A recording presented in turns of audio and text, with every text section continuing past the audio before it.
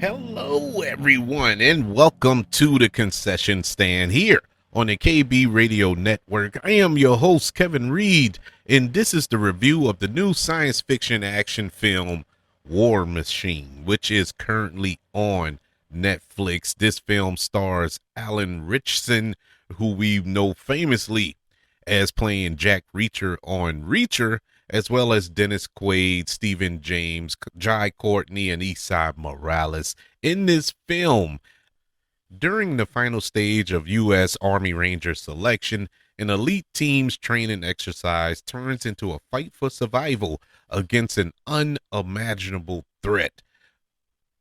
War Machine is directed by Patrick Hughes, who previously given us some action films such as The Expendables 3, which is probably the second worst of Expendables film, but he gave us The Hitman's Bodyguard, which I enjoyed. I really enjoyed Hitman's Bodyguard. Not so much Hitman's Bodyguard's wife, which he also directed, but I did like that first film. War Machine is something that was on my radar, and let me just start off by saying this is the worst possible time to release this movie. It is such bad timing to release a film called War Machine during these treacherous times that we are currently going through. But nonetheless, we're here, and this is a movie that was on my radar. I wanted to see it when I first saw the trailer for it, and I'm a big Alan Ritchson fan, going all the way back to what was that show? It was just on the tip of my tongue. The League, I think it was called The League, where he played a jock, a dumb jock. Also, going back to Smallville, believe it or not, and he portrayed Aquaman on Smallville. And or was it Smallville? No, it was a spinoff. It was a pilot that didn't go through, but he was the initial choice to play Aquaman on that show. But going to Titans, where he played Hawk, he was awesome on that. He was one of the Ninja Turtle. I think he was Michelangelo on the live action Ninja Turtle films, the recent ones. Of course, you wouldn't know that if unless you read the credits because of the motion capture CGI. But he was one of the turtles, and most recently on Reacher. I'm a big Reacher fan, Jack Reacher fan. Love the movie, the first movie. The second movie with Tom Cruise was it was all right, but the first movie was awesome. Fell in love with that character, but I understood that character wasn't how it's presented in the book series. And so when they did the TV show on Prime Video, they wanted a accurate depiction of that character. And who else would it be but Alan Ritchson? That is a huge human being. Alan Ritchson is he has to be what 6'5", 280 or something. I don't know, but he's a big dude, nothing, just solid muscle. And so, of course, I'm patiently awaiting to see him in some action movies, as this action star because of his size, his presentation. And here we go with War Machine. Now, I was hoping and wishing for something bigger for him, no pun intended, as far as theatrical, because he is a good actor. He's a really good actor. And I would love to see him lead a franchise and something. I know at one point, a lot of rumors were he was going to be the Batman in the James Gunn DC universe. And at first I didn't see it. I was like, he's too big for Bruce Wayne. But then, when you really watch Reacher, you're like, yeah, I can probably see him as Batman. I can dig it. It's something different. But that's beyond the point. We're talking about War Machine. And in War Machine, he plays this staff sergeant who he went through a tragedy, just to put it kindly. I don't want to go through spoilers here.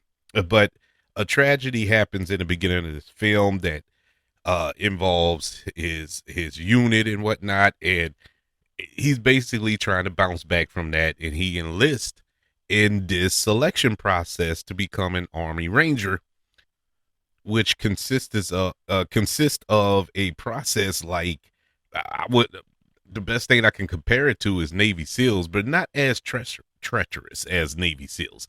Navy SEALs go through, oh boy, you go you go through a lot to become a Navy SEAL, but you also go through a lot to become a Ranger. You know, that's the top tier in the Army, just like Navy SEALs are the top tier in the Marines.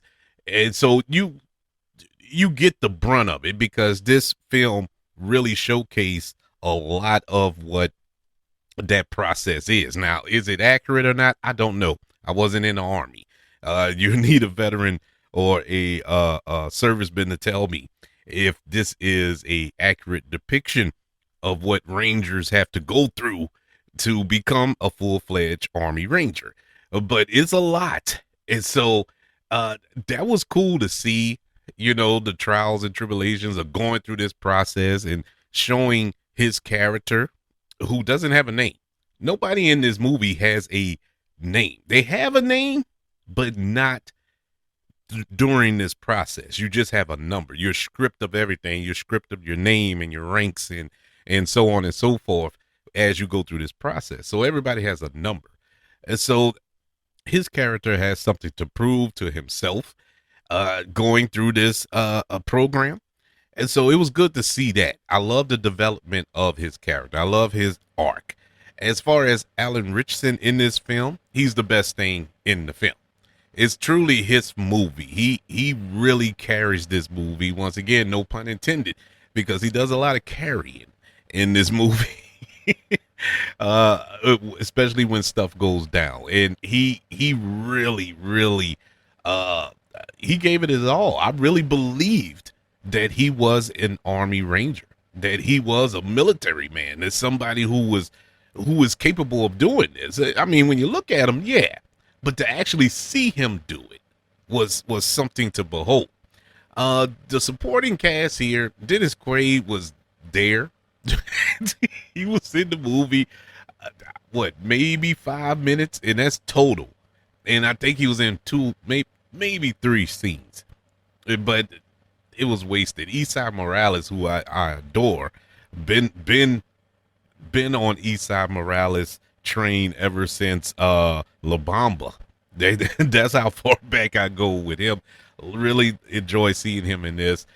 He was great. The time he was on screen, he was awesome. Everybody else, Stephan James was also, I think he was the second best performance in this film. A good counter to Alan Ritchson's Ritchson's character. Everybody else in this movie, they were just there to be slaughtered by this machine. It was nothing there. That leads me to the negative. I got more positives, but I'll save that to later. Let's jump into the negatives and get it out the way. My negatives here, the movie didn't really ramp up until literally 35 minutes into it. You really went through so much to get to the meat of this story. While you clicked on Netflix to watch this, you have to wait 35 minutes to get to any ounce of action, you know, outside of the training. And that's what the first 35 minutes was, the training. And I get it. Yeah, we did need to see it. We did need to experience some of the things that they were doing, but we had to see every single trial that these guys and girls as well had to go through. And it got to a point where it was repetitive and it was getting kind of dry. And I found myself looking at my watch. I'm like, okay, when are we gonna get to the meat and potatoes of this meal? We're sitting here eating the broccoli. I'm ready for a steak. And you had to wait. And it just felt long. It drug. Normally, it's fine if you take your time, or not take your time. Let me take that back or reword that. it's fine if you're doing some character development there. You was developing Alan Ritchson's character, but nobody else's. Nobody else got the development, and they was showcasing everybody else, but it was nothing there for them. Nobody cared about these other characters. It they were glorified extras, and I mean that with all due respect. All respect to everybody who was in this film, all the performers. But come on, it was it was it was pointless scenes, and it was a waste of time, I felt. But once we hit that 35-minute mark, it was off to the races. I mean, once the main threat shows up, it was balls to the wall. I had a good time watching that. This threat, this alien threat that is hunting down this unit. Like it had shades of Predator, the original with Arnold Schwarzenegger and Carl Weathers and all them. It had shades of that, but it wasn't quite that. This was more of a machine that was hunting them down one by one, and it wasn't cloaked. It wasn't cunning and smart like that. This was just a walking tank that was indestructible, and they had no weapons. They had nothing. All they could do is run. And that was basically what they were doing the entire movie, just running. There was no fighting back. We get to a point where there is fighting back, but it was to no avail. It was like, okay. Too bad, so sad. And that leads me to my other negative. They tried everything to destroy this machine. Everything in their power, I should say. Even when they did get weapons, it was to no avail. And the end result, the final end result on how they took down this machine was so primitive, so easy, and silly, and convenient. It was almost lazy writing, man. It was like, oh my God. So you just stumble upon this place that can take down this machine. I can't buy that. I just couldn't buy that to save my life. Even though it was a cool scene when they finally took it down. But it was just so convenient. It's it's like a 12-year-old wrote this. I mean that wholeheartedly. It was so simple. And the film had the audacity to set up more of these things. It's a full-on invasion of these things. And it's like, okay, how are y'all really gonna stop these things? Oh, I almost spoiled it. Anyways, whatever. But those are my negatives. My positives, like I said, Alan Ritchson was money. Stephan James was money. Esai Morales was money. The visual effects was really good. It wasn't great, but it was really good.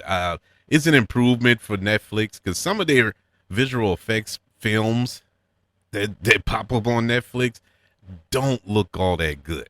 Now, there were some spotty moments throughout the film, where it's just obvious green screens, but for the vast majority, the visual effects look good. The design of the machine was awesome. It was like, what's the name of that robot that was on RoboCop? The what was it? Ed 209, I think it was called. The Ed 209. It was like that, but upgrade on steroids. That's what it looked like. And I love that design. And it worked. It worked for the film. It didn't come off as silly or goofy looking. It really came off alien. It came off believable, like this is an alien machine. And so I was really happy to see the design, the full design. They didn't hide it. They went, as soon as it was revealed, it was revealed. There was no Jaws shark here that you had to wait till almost the end of the movie to see the shark. No, we saw this once it arrived. We knew exactly what this thing could do, what it looked like, and what it was about. some of the camera work in this movie is awesome. Some of the shots were just next level. And I was a little it's a positive, but it's a negative at the same time because those shots that I'm talking about, like the shot when they were in their tank, they found this RV thing, the army tank. That was cool. You know, the way they moved the camera through the tank when they were fighting back against the machine. That was a cool sequence they did there. But that's the only time that the camera really moved around and shifted like that. Now, granted, this was a different pace scene or a highly paced scene. And so the camera matched the pace of the scene. My only gripe is I wish we would have had more scenes like that. You know, there were scenes of heightened tense, moments throughout where you could have used the camera like that. You know, there was a scene when they were trying to cross this ravine. That would have been cool, but they didn't do that, and I'm not the director. They knew what was best. It was still a cool scene anyway. But the action was great. I liked the action. Didn't have a problem with that at all. Overall, I did enjoy the movie. It was fine. I don't see myself clicking on it just to click on it again. But if it's on, if I'm doing something around the house or something and I want to play something in the background, I would do this. I would click on it again just to have it on in the background. If anything, for any reason, the performance by Alan Ritchson is great. This is really a good performance. This is one of his better performances. I'll go as far to say that. And I know that's weird because Reacher was great. He was great in other things, but this, I don't know. It just felt more personal and more real. I just felt this. And it didn't really belong in this movie. It's weird. It's weird.